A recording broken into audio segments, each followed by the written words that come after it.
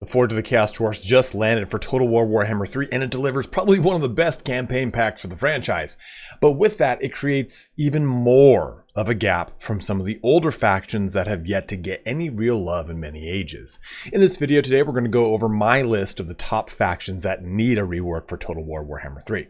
Now, it's worth noting here that these reworks are really only evident with the advent of Game 3 and how robust and diverse some of those mechanics are. The more cool mechanics we get with each DLC, the more the older factions will, with very thin mechanics, continue to show their age. Also, for this video, I'm highlighting factions that do not have a confirmed rework coming, so you won't see Norska on this list as it is confirmed to be getting a rework twice now, once before Game 3's launch and again after the launch of Immortal Empires. When that's coming is a different question, but it still is confirmed. Lastly, keep in mind these factions are still perfectly fun to play, and this is all my opinion. I'm bringing these up as a juxtaposition against some of the factions with so many amazing and fun mechanics. You can absolutely do some of these things with mods and total overhauls, but this is a discussion about the base game. I'm well aware of all the amazing mods out there, so if you'd like to highlight some of what we talk about being covered with mods, let the name of the mod be known in the comment section below so people can go look them up. Links won't work because it's YouTube, but regardless, share the knowledge, my bros.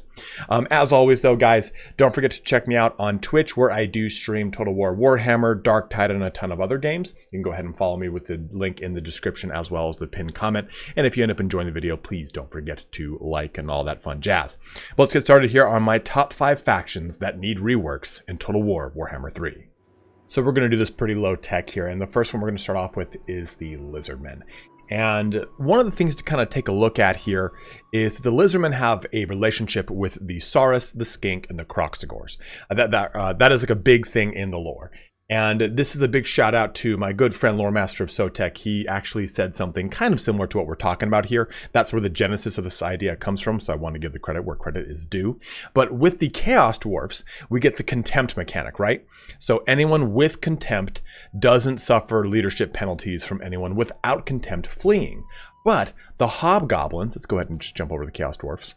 The Hobgoblins get this mechanic here where if they're around anyone with contempt, they increase their leadership. And I think that's a really cool mechanic to give over to the Lizardmen roster. You simply make it so that, hey, you know, Skinks help out with like the melee attack of Kroxigors because they're not directly handling them because that's the way it had to be in the tabletop, but rather their presence helps to kind of fuel and funnel their rage. Or maybe it helps out with leadership back and forth with Saurus, Skinks, and Kroxigors as far as a relationship between them.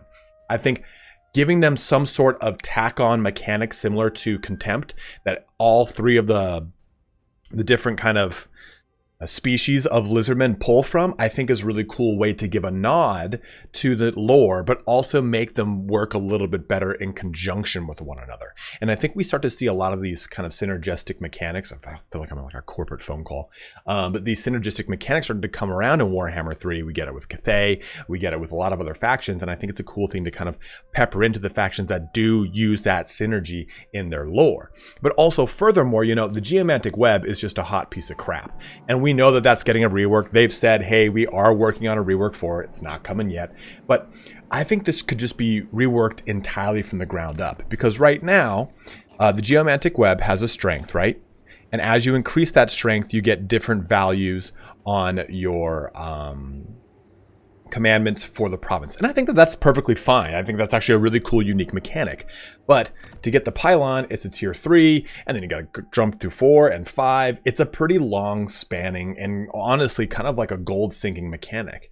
And I think what could be really cool here is that rather than the pylon, the focus, the locus as it were, the locus being a tier 5 total building, maybe it's just a tier 1 thing and you can create it the second you get a province, and it needs to accrue over time as the web grows in strength. Maybe that's a really cool way to do it where, yeah, the building is quick to build, but it's slow to actually build in strength. It requires more provinces, which increase the rate in which it builds.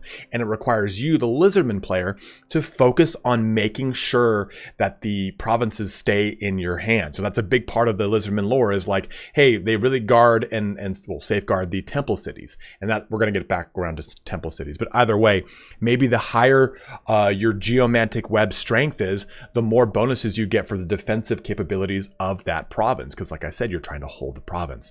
And we know that temple cities usually have shields around them that protect them when there was the massive demon invasion of the great catastrophe. So maybe at the highest or maybe the second or third highest, whatever it is, that the defenders get barrier or maybe increased ward save, whatever it is. But you could have so many fun things that the geomantic web pulls from that don't need to be kind of based off this weird arbitrary system where you press this button and there's colors all over the place. And I just think that using that capability could be a lot more fun. Also, maybe restoring spawning pools. Spawning pools are a really big part of the lore, right? Where we have Saurus, Slann, Skinks, Croxigors, all from different spawning generations with different things kind of added in. Right now, you know, you have the blessed spawning, which is all really cool and such, but maybe the spawning pools are randomly set across the map, and you have to go and recover them. And then when you go and recover them, that spawning pool then grants you blessed spawns of that specific spawning pool's focus, and then recruitment cost reduction, recruitment rank increase, upkeep reduction, unit buffs in general, whatever it is. Oh, you get this one? Well, now all of your blessed spawns, Saurus, have sunring attacks or flaming attacks, whatever it is. But I think blessed or spawning pools in general could be a really awesome thing. And then also a great plan mechanic where you do missions that are generated contextually and maybe increase in difficulties. Maybe the first one's just something simple like go raid this territory or win X amount of battles.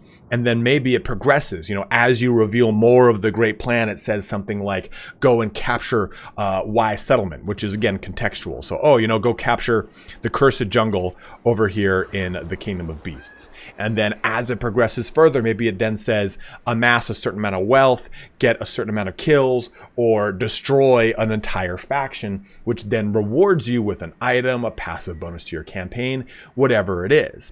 And now jumping back here into the temple cities and geomantic web, set specific locations, either in Lustria, Southlands, or wherever in Dragon Isles, as set temple city provinces. Kind of how the Chaos Demons have a choice between like a bastion or a keep. Do the same thing there, right? A bastion or a portal, do the same thing. A temple city allows you to teleport to different temple cities with certain geomantic web strength, and then the other ones are just simply provinces that you're defending that can increase your geomantic web. I think that's a really cool way to help the Lizardmen in a really big fashion, because they do need a little bit of help with their campaign, and I think the one for geomantic web is the one that people have wanted the most. Next on our list is Bretonnia, and I've covered this one in its own video, which you can find linked in the upper right hand corner. I'm just going to pretty much rehash the subjects that we talk about in the video, and you can watch that video if you want to go into all the big details. But I think that Bretonnia could really benefit from the same system that the Warriors of Chaos have, where you take Knights Errant and you just progress them all the way to Grail Knights and give them specific vows, give them bonuses versus large, frenzy, barrier, missile resistance, just whatever you want to do. The list really can go on forever. But I think that's one of the big first ones. Then going into the building browser, I think this entire building browser needs to be revamped. It's absolutely insane. A tier 4 building for my tier 2 foot squires? No thank you. That's just not going to work. This either needs to be 3 tiers with the foot squires here, or the 4th tier with a new unit, dismounted knights. I think we need to see some dismounted knights in this faction because they don't have a tried and true tier 3 infantry. Also, you know, bring back walls and minor settlements. That's wild to me. I think also, too, you could remove the industry buildings and just put them into maybe the storehouse or the water wheel or the tavern. Just give these bonuses somewhere else. I think I almost never choose industry over the benefit of landed estates because of the peasant economy, which is a thing in and of itself. Also, the tech tree, it's hog wild. I think everyone who plays Bretonnia just presses this button immediately whenever they play to just get the confederations done. But I think that you could revamp the tech tree, remove these steep costs for things that most factions just get for free that do either the same, if not better, benefits to their faction. And I think on top of that, you could change the tech tree to be based around this confederation. Like if you are going to have me focus on confederating all of Bretonnia and unifying, which is a cool mechanic, right? That's a cool kind of focus and goal, but maybe give me kind of Kislev level technologies that, okay, once you have confederated, say, Paravon, then you get access to bonuses to not Grail Knights, to Pegasus and Royal Pegasus Knights, right? And that's a tech that's only unlocked once you do that. Maybe that's how you gate that. Also, too, I think that the chivalry system at the top here should be a morality system. Rather than it simply going all the way over here into chivalrous, I think you have an opposite end of it that goes into, again, like anti-chivalry, which is kind of dumb, or just any kind of evil counterpart where you can play a Malbod style character, and with that you get access to, say, crossbowmen or Black Grail Knights and a ton of passive aggressive bonuses to melee attack and weapon strength. Or you go chivalrous and you do get access to defensive stuff like ward saves, physical resistances, and barriers, stuff like that. I think too that Bretonnia and a lot of factions need this as a whole. I would love a patch that was focused on this, but I think that they need a revamp for their garrisons. I think a lot of factions could benefit from a revamp to garrisons, but that's Bretonnia. Again, I've already talked about this a lot in another video, linked in that upper right-hand corner. Coming in at third on our list is the Vampire Counts. And the Vampire Counts have gotten a lot of love at the end of Game 1 with a ton of legendary lords. Then a rework in Game 2 that introduced the Bloodlines. And that's what we're going to focus on first here. Because the Bloodlines is a really cool mechanic, but it does end up being a little flat nowadays. So I think that what you do with the Bloodlines is you give better Bloodline buffs and Bloodline-specific unit buffs, for example, kind of including recruitment rank, upkeep reduction, recruitment cost decrease, stat buffs, everything. And what you do is you give a unit icon similar to the individual Warriors of Chaos or Demons of Chaos mark icon, right? Like, oh, okay, just would that not have a mark icon on these guys? Here, we'll have to click over to Warriors of Chaos. There we go. And these, see, they've got that mark of Slanesh. So rather than you give them mark of, you know, Lamian, it just shows that they denotes that they are part of this bloodline. So what this could mean is Blood Dragons could include Blood Knights and Wraith Kings. Von Karsteins could include Graveguard and Black Knights. Lamians could include Vampire Heroes and Ethereal units. Necrarchs could include Corpse Carts, Necromancers, just general casting buffs. And then Strigoi could include Cryptors and Ghouls. So those are like the specific bloodline units that as you invest points into the bloodlines, you get bonuses for those units, as I mentioned earlier. And then on top of it, there's maybe an overarching pool that this all pulls into, very similar to the Hellforge for the Chaos Dwarfs. You invest 10 points into melee infantry, either it be the Warriors, the Infernal Guard, or the Ironsworn. You then unlock special runes for the melee infantry and the Hellforge, right, in the Manufactory. Well, it's the same thing here for the Bloodlines. That's what I'm proposing, is that you'd say, okay, after overall point investments go towards buffs to non-Bloodline units. So stuff like your Skeletons, your Zombies, Cairn rates are ethereal, but pretty much any other unit here. Let me take a look at our unit browser. Any other unit here that I didn't mention as part of a specific thing, right? Like your Bats, your Direwolves, your Vargheists, your Varghulfs, those all get bonuses by just investing points into Bloodlines as a whole. Then you expand that out. You give us better generic vampire heroes that are Bloodline related as well, right? Because we have the Lords. We have the Strigoi Vampire Lord, the Blood Dragon Vampire Lord. Well, just give us hero versions of some of those characters. So maybe you can play a Blood Dragon Vampire Lord with a Necrarch hero, which would be really, really goddamn cool. I think that too, you could kind of make this statement about legendary heroes in general for the vampire counts. You have stuff like Krell. Giving us more of those legendary heroes, I think, is a pretty good thing, right? Isabella and Vlad being heroes for each respective faction, depending upon the one you're playing, I think is a really cool mechanic. But also, the Raise Dead mechanic on the campaign map is a little flat in that you can just simply do the Raise Dead thing, and now it does benefit from the new 20%, 35, 20, 20% that you got with Warriors of Chaos, but I think that this should be changed and maybe make it geared towards raising the dead of a specific kind of unit killed in the battle. Like maybe you killed a bunch of monstrous cav. Okay, well now you can actually recruit certain types of units as a result. Like now this allows you to recruit Cryptors, or you killed Reiksguard, that allows you to recruit Blood Dragons. There have to be a way to equate that as a one-to-one on like a behind-the-scenes campaign mechanic. But I think that if you do that, it makes the user want to do more of the actual recruiting, which has already been made better by an improved bloodline mechanic. So Raise Dead is used to fill the ranks quickly in a dire moment versus solely the means of raising your army. And I think too, you could add in a Vampire Coven capability with the Vampire Heroes. Very similar to what we get with the Skaven or the Vampire Coast, the ability to go put a Coven into another faction's, say, provincial capital or what have you. You extract money, you can increase vampire corruption, maybe even increasing diplomatic relation with the faction to help manipulate it, or even resulting in making them a vassal by converting their faction leader, something kind of cool like that. But the vampires are so much more of a kind of subterfuge and skullduggery type faction in the lore, and aside from the 3 vampire wars. But I think that kind of hinging upon that Vampire Coven could be a really cool mechanic. And I think that overall, the real thing with the Vampire Counts is that they probably need a Vampire Counts DLC to truly get a lot of love brought into them, and a rework is more of an FLC mindset. So I think that that's kind of still worth noting, that I think that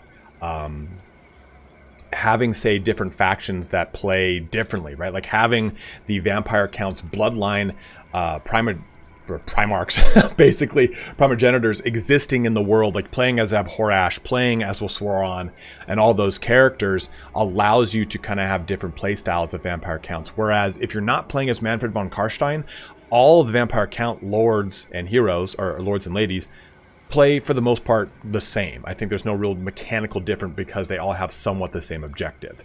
So I think giving us different variety for the counts would be a massive improvement to their overall campaign. Unfortunately, it's time now for the High Elves, my favorite faction, but one that desperately does need some help. Unless you're playing as Eltharion, most of the High Elf factions are quite flat and boring on the campaign map. And I think a lot of that comes down to the intrigue and court mechanic. It's fun. Not really, and not at all, actually. I mean, it's a cool way to kind of manipulate the standing of certain factions as you're trying to unite Ulthuan, if in fact that's the character you're playing as. I mean, you could be playing as Imric or Eltharion and not even dealing with Ulthuan as a whole, and you just use this here and there to try and push across a trade agreement. I think that ultimately I'm going to be using the influence here to spend it on better heroes and lords. So I think Intrigue and Court just needs to either be scrapped or entirely reworked. So, as a result, I propose a new mechanic, and it has to do more with the fact that the High Elves in lore interact with a lot of different factions, and when they interact with those factions, I usually present something to them that is massive, right? Like during the Great War with Chaos, they present the ability. Teclis teaches the Empire how to use magic. That's huge, and the existing relationship between the dwarfs and the elves. The elves taught the dwarfs how to enchant things. That's huge. But then again, the dwarfs taught the elves how to properly craft things when it comes to metallurgy and manipulating metals. So those things are a pretty big kind of trait of ideologies that I think that the elves could have as a proposed kind of trading mechanic, where they trade those things, whatever they are, to gain diplomatic relations. And again, specific things. So teaching humans magic increases relations, or trading rare metals to dwarfs, or trading relics to lizardmen, whatever it is to increase that relationship. And maybe that's getting access to whatever that is across the map. Exotic animals. Okay, that is something that I can now trade in a trade agreement that then helps increase my diplomatic standing with them, rather than it just simply being an arbitrary, oops, I keep pressing the damn right button. Open this up and press a weird special currency and get a little bit of this there, a little bit of that there. I think like maybe if it's actually driven behind resources you own and trade, it could then result in better standing. Also, with the convoy system going into the not the Dark Dwarfs, the Chaos Dwarfs, and it is existing with Cathay, do a sea lane trading system with the High Elves. That is a big, huge portion of their lore and their economy, and what they bring to the table is having very strong sea lanes that they use, and many of the other Phoenix Kings have used those sea lanes to bolster relationships, but you use those sea lanes to trade down here, over here, maybe if they ever added Elithis right into this little portion right there, like have these sea lanes be a portion of trade convoy that you can use with the elves that deliver similar stuff that the Chorfs and Cathay now benefit from. Also, a completely reworked tech tree. The tech tree is oddly gated behind specific buildings that just don't really make a lot of sense to create a lot of the time because of the way you are limited in the buildings you can create in minor settlements versus major settlements and the building slots you have available to you. And a lot of these technologies just become obsolete. Okay, that's going to take me 11 turns to get recruitment rank +2 for spears, rangers, and archer units. But by that point, I've probably started to progress past a lot of those things. Or this one, rank 2 for Lothern Sea Guard. Maybe I'm going to do one over the other. 22 turns between both of these to get all those recruitment ranks. It's just not very, it's very lackluster. And I think the gating for each one of these sets of technologies is unfortunately one of the biggest things holding it back. Also, going down into the building browser here, we have some other things I want to talk about. It's mainly that the fact that the White Lions of Trace just feel so awkward. They feel so out of place. They kind of feel like they didn't tabletop. Cool, but ultimately useless. People are going to go with Sword Masters who have a deflective bonus against range units, or range, there it is. They have bronze shields and bonus versus infantry.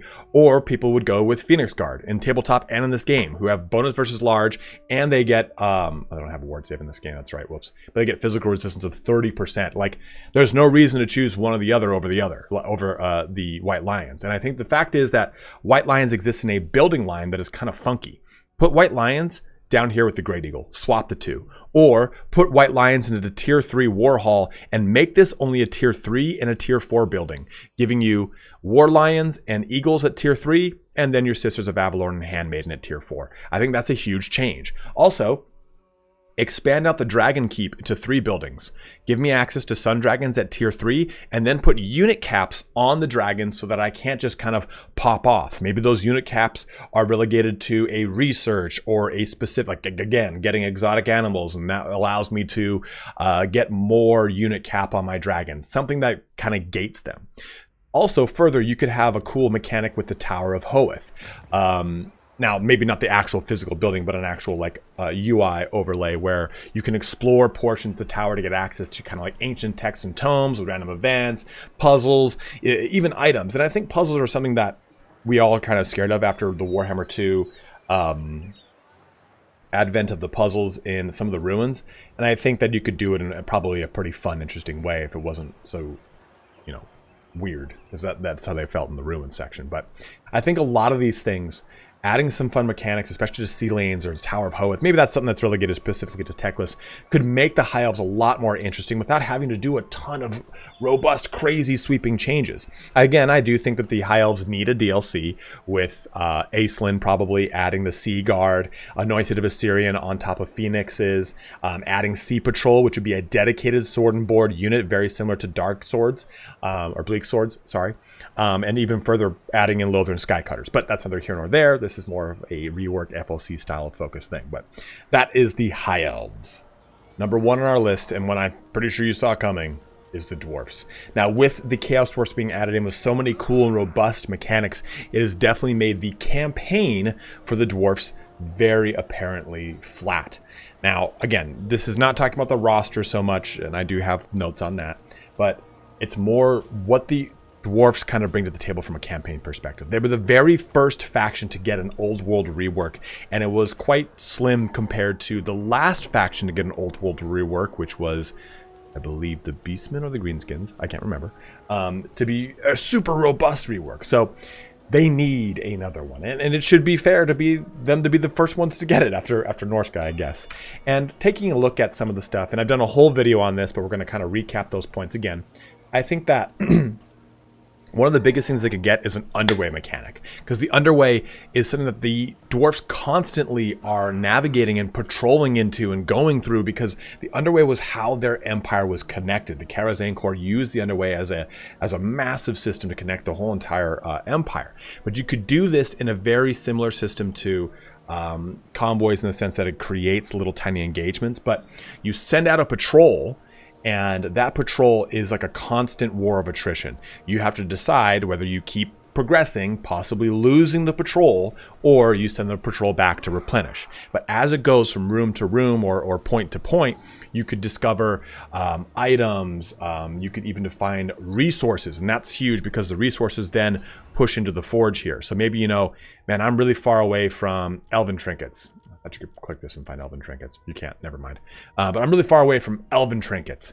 Well, using the underway, I got lucky and we were able to discover an ancient elven trinkets room in the Karazhan core, and now we have access to this resource. I think that could be a really cool thing to do, but it also gives you events to fight greenskins or skavens, stuff like this, increasing your relation with other dwarfs and helping to confederate some of the other dwarf factions. I think would be a really cool thing too, because we don't really get a means to properly help confederate those factions, and I think that could be really awesome. I think too that the forging mechanic needs a little bit of an overhaul. It's very much still a Tomb King's tack on, and I think that it could use a little bit of a facelift. Redoing the research tree too could use some love, because it is just, it's a mess. Not that it's bad. Like, there's a lot of really great things in here, like ground roll picks and to improve blast charges. There's a lot of strong researches, but I think that this should probably mirror the Chaos Dwarfs at having a 3-tab system in some way, shape, or form. Now, I don't think that they need all the resources that the Chaos Dwarfs have. It would be cool if they did, but I think that if you break this up into 3 tabs that are maybe based on 3 specific portions of their society, it could be really fun. Also, adding in a dig in. Let's take a look at this. Go to the Chaos Dwarfs and then go to the Infernal Castellan. He gets the dig in capability here. Now, I talked about this in my video before the Chaos Dwarfs went live, and now we see that they've got this. The Chaos Dwarfs get dig in for the Infernal Castellan and for the Granite Guard, which gives them range increase, missile resistance, and expert charge defense. I said that the dwarfs for their line need some sort of shield wall capability. And I think for the dwarf infantry, you give the shield wall is represented as charge defense versus large. That's how it's represented in this game. But the hammerers don't get it, but longbeards with great weapons do. It doesn't make much sense. So I think that you add a shield wall capability for all the melee infantry, and that shield wall capability gives you maybe expert charge defense and mass increase, mainly mass being the biggest thing here, right?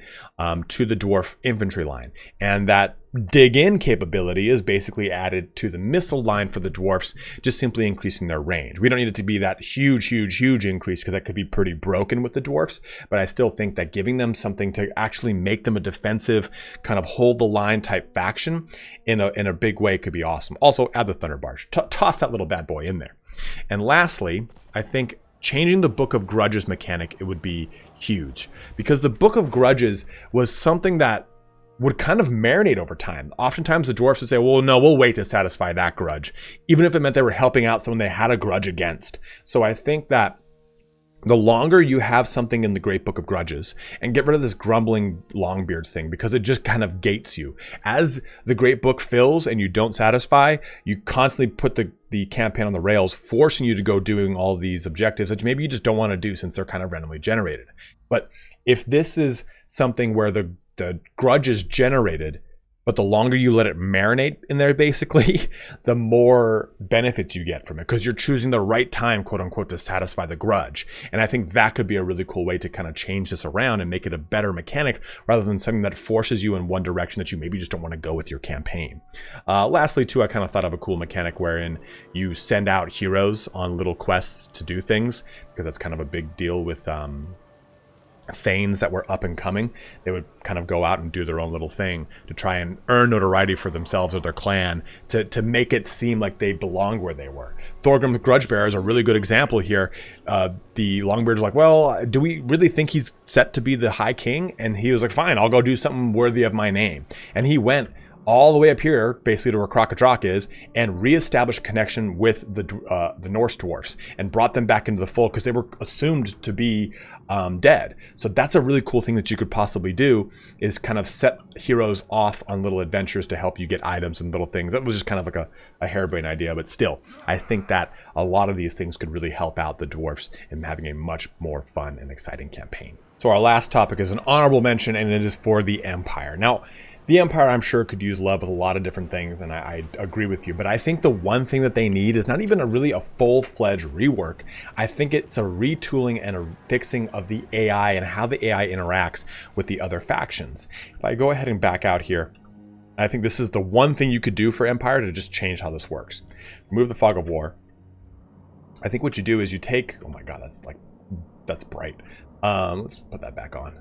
You take all these little factions here, Talbecland, Midland, Hochland, Ostland, Nordland, all the elector counties, as it were, and you make it so that these elector counts are actually legendary lords. Because these characters are the actual legendary, these characters are the actual counts of these counties. What you do is you just give them random assets, kind of like the Blood Dragon Lord, the Von Karstein Lord. Those are all existing assets in the game. And you give them a special skill line so that and also give them items that they lawfully have. This way, the AI can't just completely rip through their locations, and they have a little bit more staying power within their faction. And I think you could do the same thing for Bretonnia and fix them, basically make their dukedoms more or less. But I don't think that Empire itself needs this huge grand sweeping rework. I just think the AI needs some help with the Empire to make it work.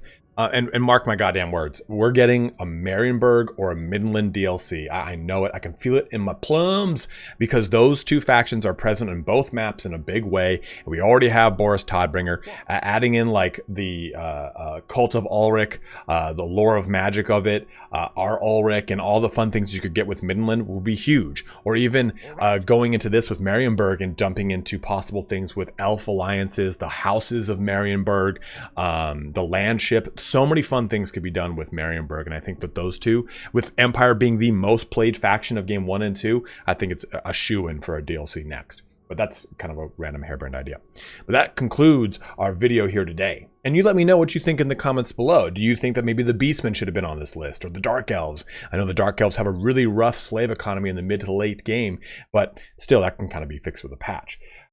I think though that when we take a look at the factions that are coming or might be coming or all that stuff, they'll always be so much better than what exists because they just have so much stuff to go off of as far as new mechanics, things to add to the game, things that they've tried before, but it makes all these previous factions feel that much flatter. Had the Chaos Dwarfs not had as cool factions, I don't think anyone really would have cared about changing the dwarfs. I've been on that bandwagon for a real long time because I still think that the dwarfs need changes to their roster, but I think that having the Chaos Dwarf campaign be as awesome and robust and kind of crazy as far as all its mechanics go, makes dwarfs feel that much less interesting or that much flatter. Like if you came into this game playing the Chaos Dwarfs, then went to, well, I wonder what their non-corrupted brothers are like.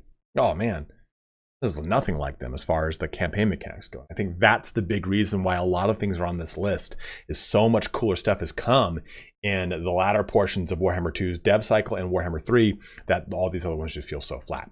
But as always, guys, thank you so much for watching here today. Let me know in the comment section below which ones you'd like to see on this list rather than the ones that maybe are here or what have you. But as always, have a good one and take care.